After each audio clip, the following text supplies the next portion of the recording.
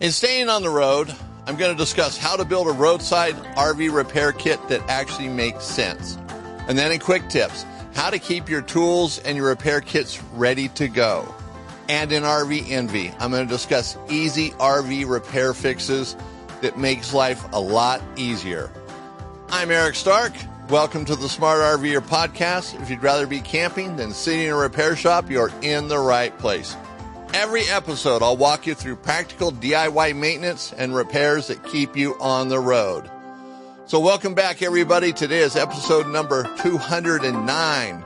So we're going to jump right into it right after I do a little plug here for wholesale warranties. You know, I've been talking about wholesale warranties for quite some time now, been a couple years, and I think they're a great company, and I've had zero complaints about them, none whatsoever. So if you're looking for an RV extended warranty, check out wholesale warranties. There's going to be a link in the description of this podcast and our website, of course. Check them out. Great company, and they offer great extended warranties for RVers, whether you're buying a new RV, used RV, it doesn't matter. They will have a plan or a policy for you. So check it out. Wholesale warranties. Link is in the description. All right, now let's get into staying on the road. How to build a roadside RV repair kit that actually makes sense. So that makes sense in itself, right? Let's build one that's actually going to be good. Because, you know, there's a lot of kits out there. I mean, I see them in some of the catalogs we use for our business at Highway 93 RV. And they're so cheesy, so chintzy, and they're so misguided. They have like 2 or 3 tools out of 10 that'll actually be of value, you know, and the 2 or 3 maybe are barely the right tool or just super low quality. So what we're talking today is the kit that's going to be good for you. And the kits that's good for you might not be good for other people because it's for you. It's for your RV. And so every RV owner should really think about this. You know, before your next trip, you know, what should actually be in your roadside RV repair kit? Because things happen out on the highway. You know, when I say out on the highway, I don't mean literally out on the highway. Sometimes it could be a campground. You pull off to get gas, have a snack, and there's a problem all of a sudden. So what I'm not talking about here is building this rolling repair shop where, you know, you got every tool under the sun and all these parts and accessories that you could actually open up business when you get to the campground, right? That's not what we're talking about.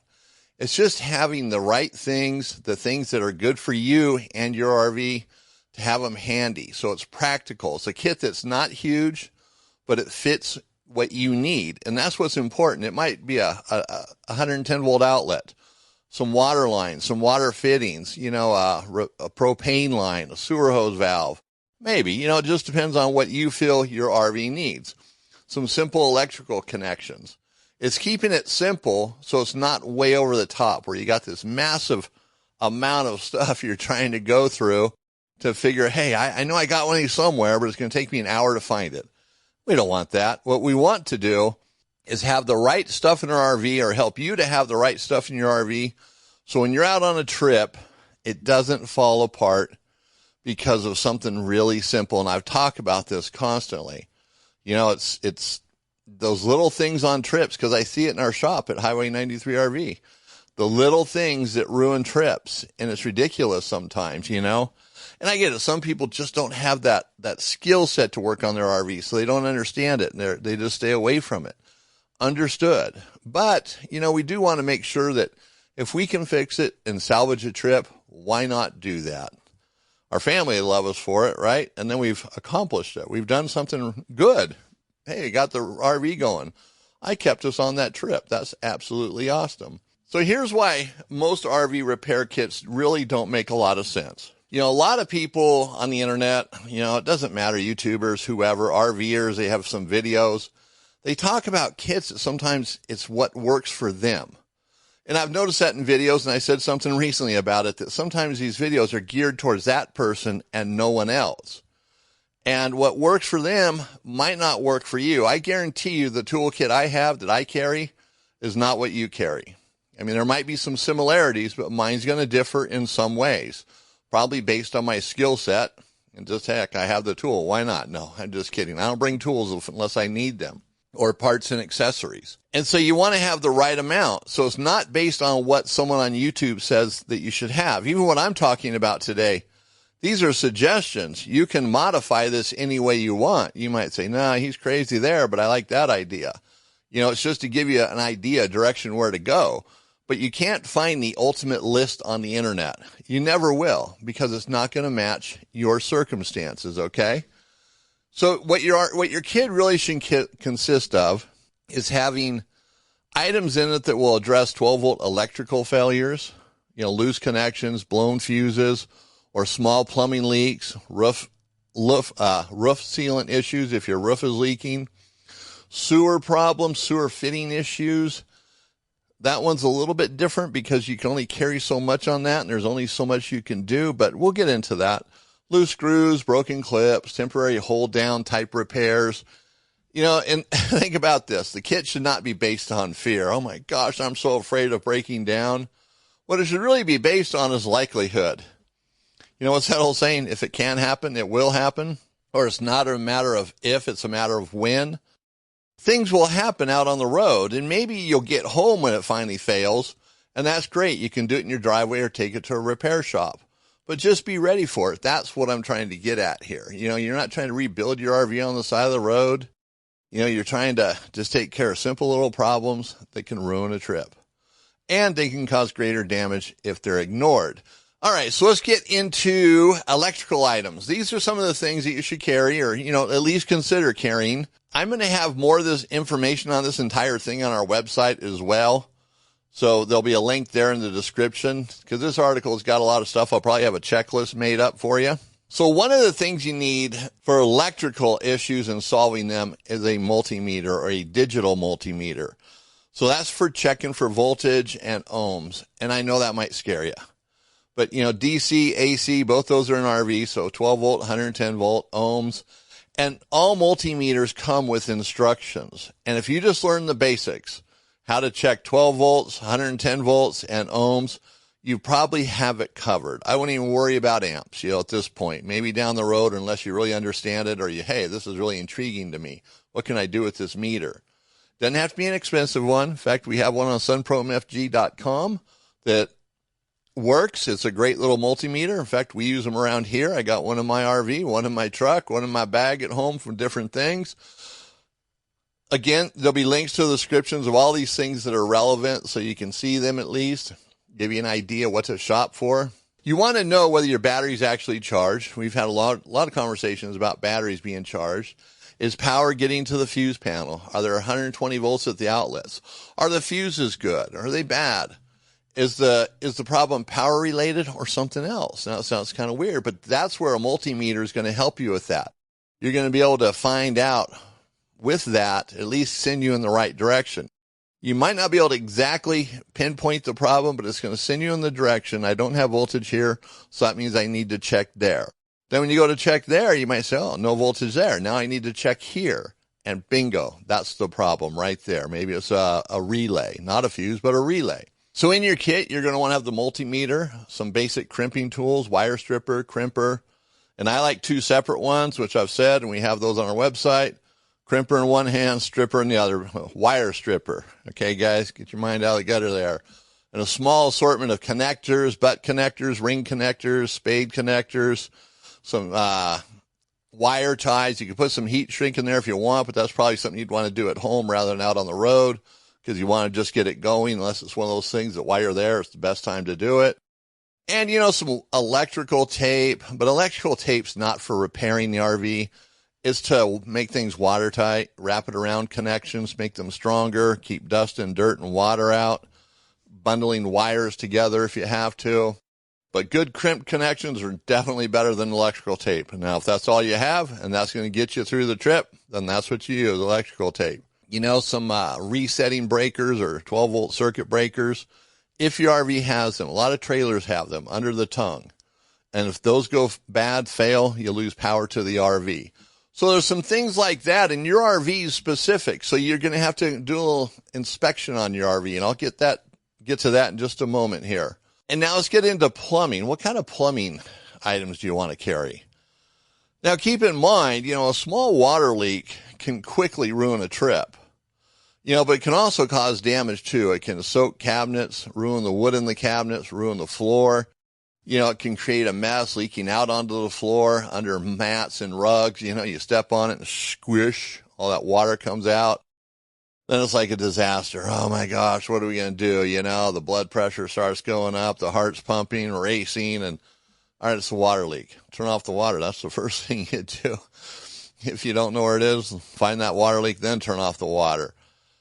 But be ready. That little PEX fitting that costs $5 maybe will save the day, save the trip. And a lot of water leaks, when you fix those, that's it. It's done. It's permanent. You're not going to have to redo it when you get home unless it's just a really obscure one, something you just had to really make work. Had to MacGyver it, as you might say, put some bubble gum on it, tinfoil wrap around it. I don't know.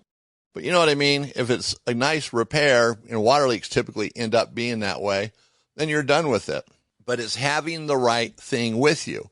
Now, we sell some PEX repair kits on our website, and they are the right items. You can look at what's in your RV and then see how these kits are made up, and you can pick the one according to what you feel you'll need. And then we can always add and subtract things to it. Easier said than done, but we can do that. We sell all the fittings as well.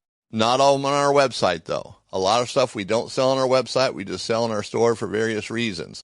But having the fittings, PEX fittings that fit your PEX. You might only have 1/2-inch PEX in your RV, so you don't need 3/8 fittings. Look at your RV. See how it's made up, how it's been plumbed. A water pump strainer. You might want to have one of those. Sometimes the little clear housing on them crack. Then it starts sucking air. Water pump quits working. You maybe want one of those. I'm not sure. That'd be up to you. If that cap cracks and sucks air, you can take the strainer out of the system on a temporary basis. It's not the greatest, but hey, sometimes you got to do what you got to do, right? Get the water going again. And carrying a strainer, sitting around, it could get damaged. And that's what I look at too. How many things can get damaged if they're sitting around in your RV? Bouncing down the road. Are they, going to get all, the vibration is just going to wear them out, ruin them. It can happen. So you do have to be careful how you store your spare parts. Don't just throw them in the bottom of a toolbox and call it good. Think about that, whether it's a strainer or anything else. And water fittings, PEX fittings, there's Flare It, there's PEX, there's the C-Tech style. They're Aqua Pro is what they're called now, or Aqua Lock, not Aqua Pro, excuse me. So see what your RV has in it, and then you can also tell, this might be the best fitting to put in there or have in an emergency. And it'll hold me up forever. It'll be a permanent fix, not a temporary one. Having a tubing cutter or having the ability to cut a PEX line straight or a water line straight's nice thing to have out on the road, because it does make a difference. That way you don't have to go in and redo that later on. But having those fittings and seeing what your RV has, what kind of seals, the PEX fittings, Flare It, it doesn't matter. Best PEX, they have rubber seals in them. Having a handful of those seals around can fix a water leak problem rather than replace the fitting. It could just be a seal. A lot of these best PEX style fittings, they leak, they fail, they blow apart, and we see it all the time, and they're on newer RVs.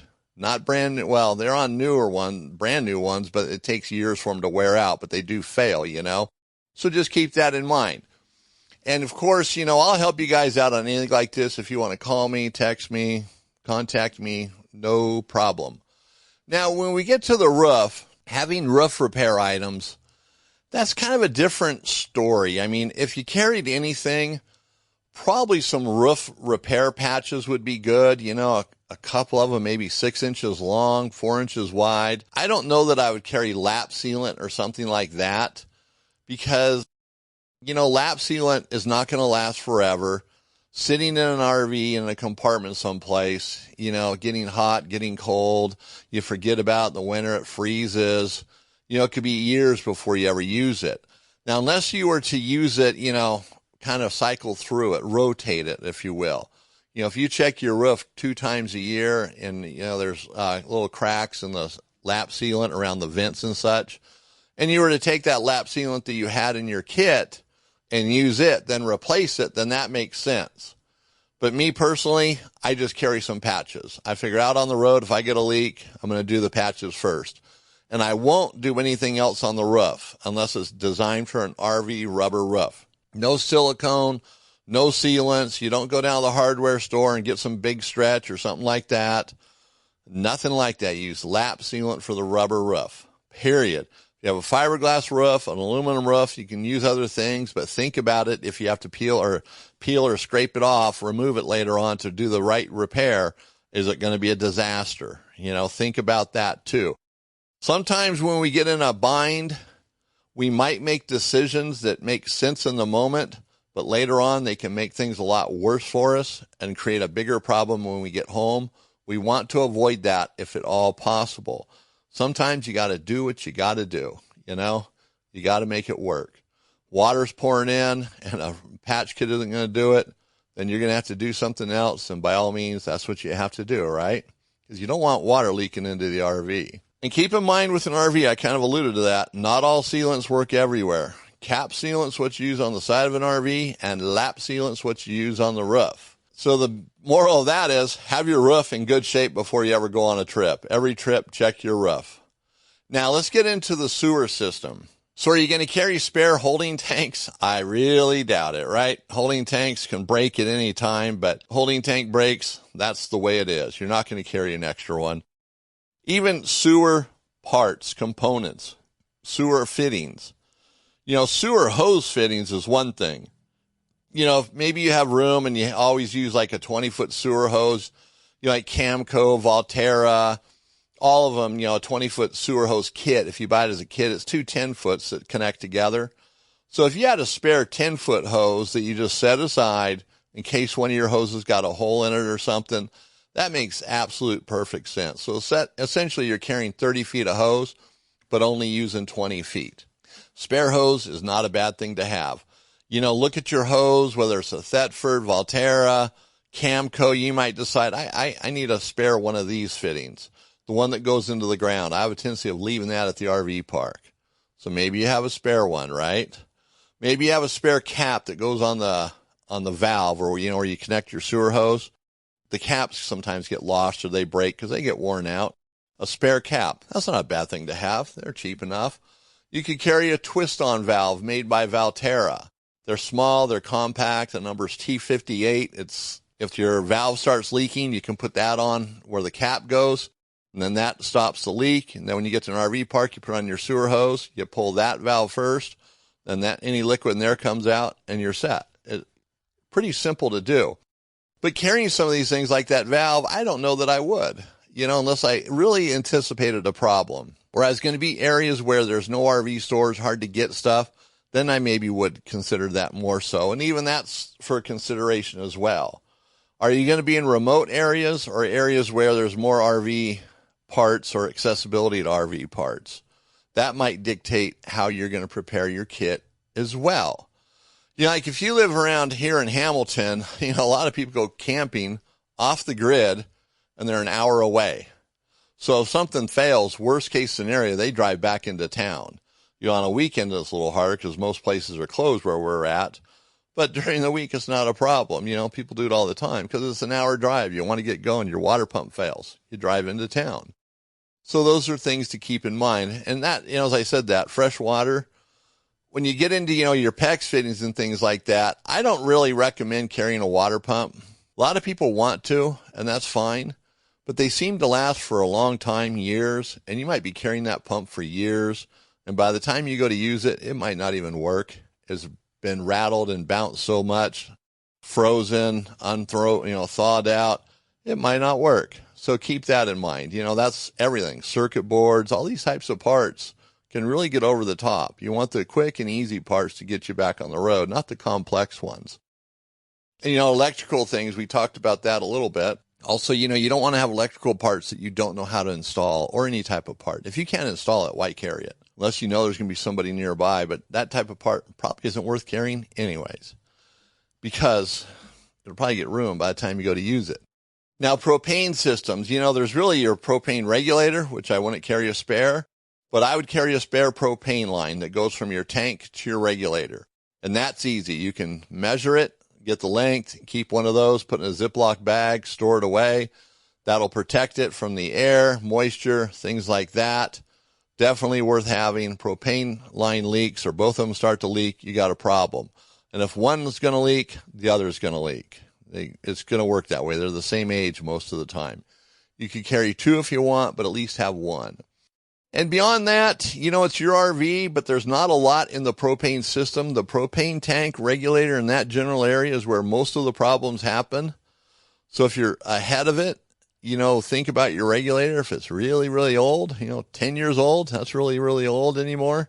Maybe replace it. Just get ahead of it. But that's up to you. Now, what about carrying things like fasteners and screws and nuts and bolts and all that? That could be endless as well. Pick and choose. I'd carry zip ties, some duct tape. And I am not a fan of duct tape whatsoever, but I do keep a roll of it just in case. That's like last ditch for me because it always leaves a mess. People always leave it on way too long. You got this big mess there. It's kind of a personal thing for me, right? I hate duct tape. Yeah, I'm right. That's right. But zip ties are worth carrying. You can carry multiple sizes or just one size. A 7-inch long zip tie will cover probably a lot of things. You can put 2, 3, 4 of them, 5 of them together if you have to. They're good to have, assortment of screws and fuses. In an RV, most of the screws are square tip screws. And to be honest with you, if you go up to your awning rail and you take out one of those screws, that probably is a screw that'll work on a whole bunch of the repairs you might have out on the road. They use those screws everywhere. In fact, in an emergency, you could pull some screws out of your awning rail or someplace on your RV if you had to, in an emergency. But those are the spare screws you'd want to have. They look just like that. Some 1/4-inch hex head screws. Maybe 1 inch long would be nice. Self-tapping would be nice. That's going to kind of cover it. If you look at your RV, you can see what you'll need. You don't need to carry screws you're not going to use. Some bolts, if you had a 1/4-inch and 5/16 bolts, a few of them, 1 inch long, 1.5 long, with nuts and washers, you're probably good there. You don't need lots of stuff. When you really look at an RV, it's not like a car where there's all these different size bolts and screws. There's not hundreds of them. It's just, a few. You can count them on your hand probably, the different sizes and styles. But make sure you have the tools to get them out, like a square tip, Phillips head bits, things like that. Number 2, square tip. Those are what's important. And then occasionally a Torx head. So look at your RV. Again, I say that. Looking at your RV is really what's important so you know what your RV has, and it's not what your neighbor has. It's what your RV has. Now, things that you don't need to carry. Don't carry random parts just because you can get them, you can afford them, you want to have them. Your neighbors went out. Now I need to carry one. Nuh-uh. Don't carry parts you don't know how to install. Don't carry heavy tools that you're going to use. Don't bring a bunch of tools and 5 years later, you're still lugging them around. You don't need to do that. Carry sealants and things like that work for your RV, not someone else's.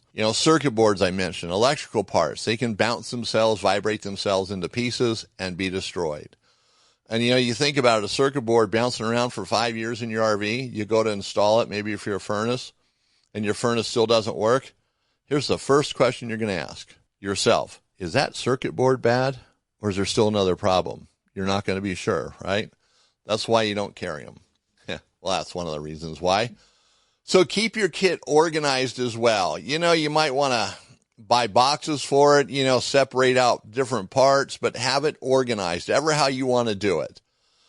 I keep a lot of my stuff in a toolbox, one big toolbox. I carry a bag with certain tools in it as well. That bag goes from vehicle to vehicle, depending on where I'm going, what I'm doing. And it has a 1/2-inch impact in it. So I can take wheels off, spare tire. You got to blow out. You got to put on your spare. Makes life easier. Or just, you got a lot of heavy duty bolts, which in our next episode, I'm going to talk about that a little bit. This 1/2-inch impact really made a big difference on how things went for me. But that's me. That's what I carry, and it's the same 1/2-inch impact I'd use at home if I was rotating my tires or something like that, or checking my brakes. But they're just make life so much easier to have. Then I carry a breaker bar to make sure the bolts are tight. You can carry a torque wrench, breaker bar. But having the right tools can make all the difference in the world. But keep them organized. You don't want to have so much stuff you can't even find what you're looking for, or you think you have it, but you're not sure. So walk around your RV. Check it out. Maybe go in an RV store. Look at some of the things that you're thinking about. Well, do I really want to buy these? Are they readily available? Is this a big deal? Is this fuse that I need, is that the same thing I can get at an auto parts store, RV store, auto parts store? Do I need a bunch of these, or the circuit breaker? So check it out. What kind of roof do you have? What kind of propane connections? Your air conditioner. Take pictures of everything. Create a photo album on your phone just for your RV. So you go in to an RV store. Hey, I need a capacitor for my air conditioner.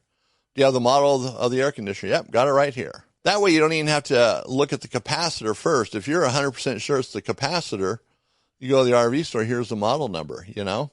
You could take a picture of the capacitor. If you want to take the cover off and go to all that so you have it, that's okay too. It doesn't hurt to have more pictures. It's just time. You might spend a half a day getting all this stuff together, really compiling it in a nice organized way so it's there, accessible, you know you have it. So build your kit around your RV, not around someone else's.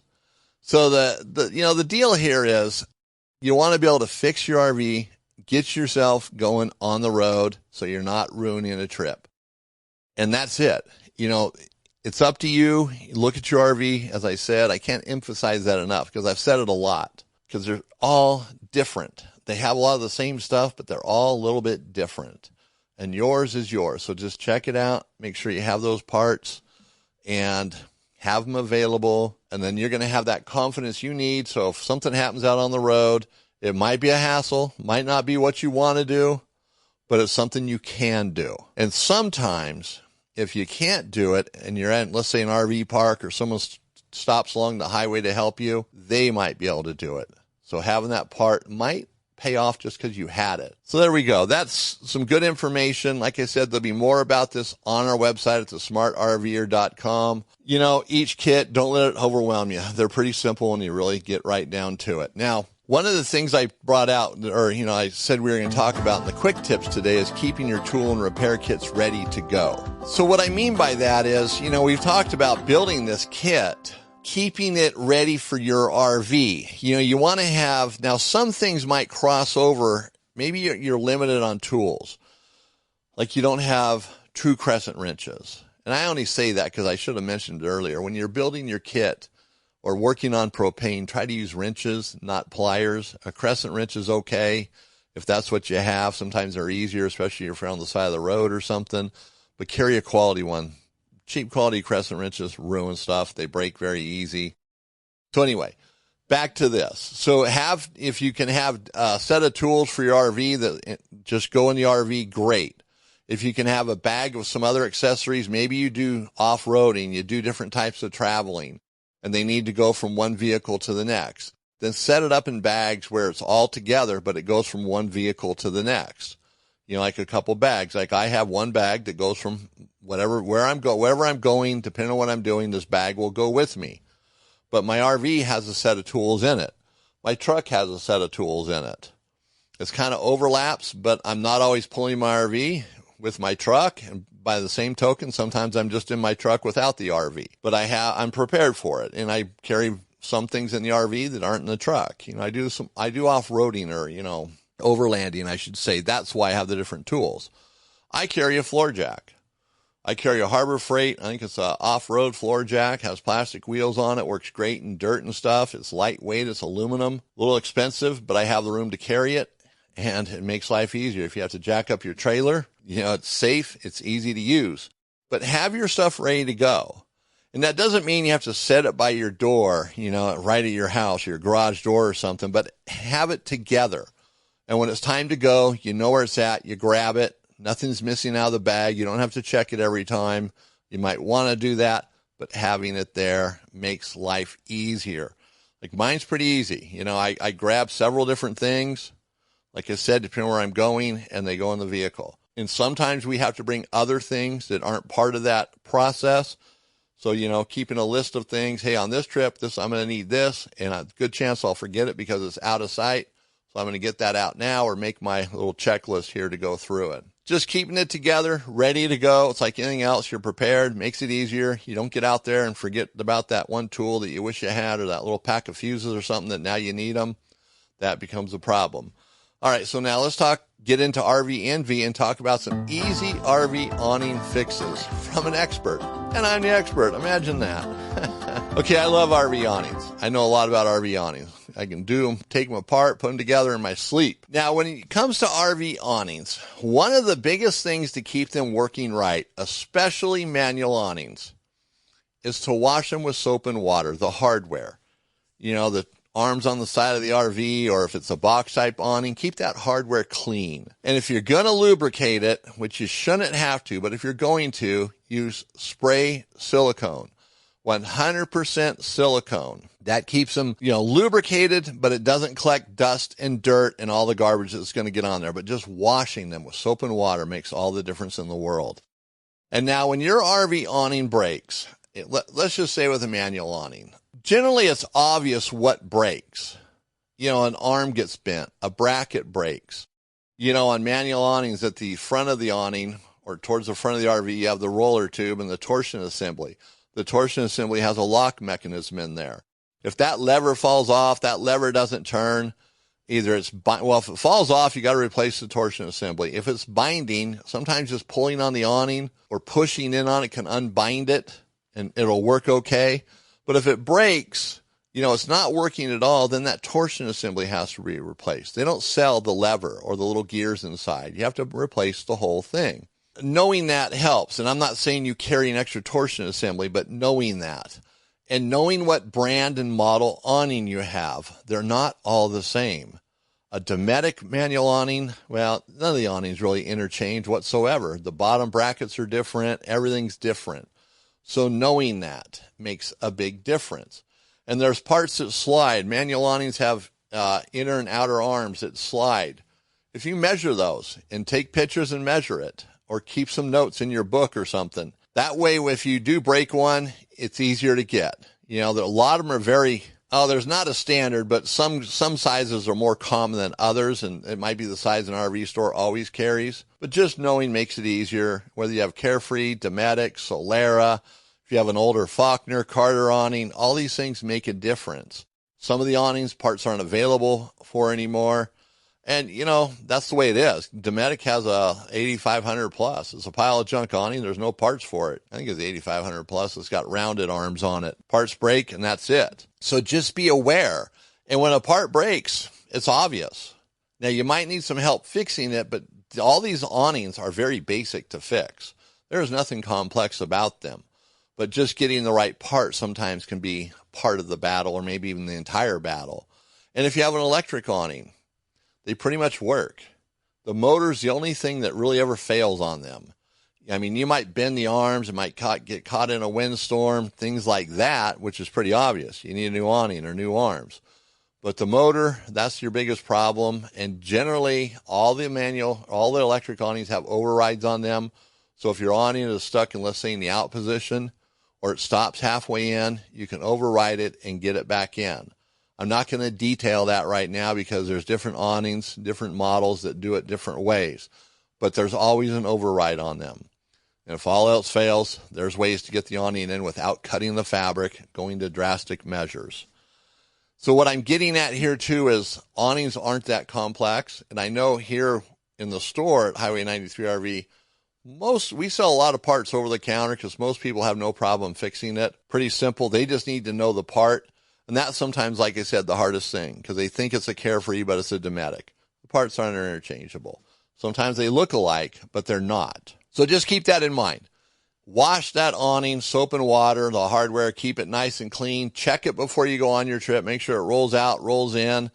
And alignment issues, generally, if they go unkept or unchanged, if you don't fix an alignment issue, the fabric can actually take the shape that it's in, and you might never be able to align it. So if you have an alignment problem, fix it yourself or take it in to get it fixed as soon as you can. And I'm going to have a checklist on our website about some of these items as well for the awning, so that'll help you out. And as always, if you have questions, you can call me. I am here to help. And by the way, I get phone calls every day, emails, text messages, people asking questions because I really do help. We want to help you. I mean, Highway 93 RV is about do-it-yourself maintenance and RV repair, just like the Smart RVer Podcast is. So that's going to wrap it up for today's episode. Now, next episode's 210. And I'm going to tell you a story. This is how I have it titled right now. What appeared to be a simple purchase turned into a life lesson for me. I bought something that absolutely changed my perspective on things in the RV industry. And I want you to know about it. So we're going to talk about that next week in 2 weeks in episode 210. So all right, everybody, that's going to do it for today's episode of the Smart RVer Podcast. I want to thank you for listening. I'm Eric Stark. And if you'd rather be camping than sitting in a repair shop, you're in the right place. Until next time, take care of the little things and enjoy the trip.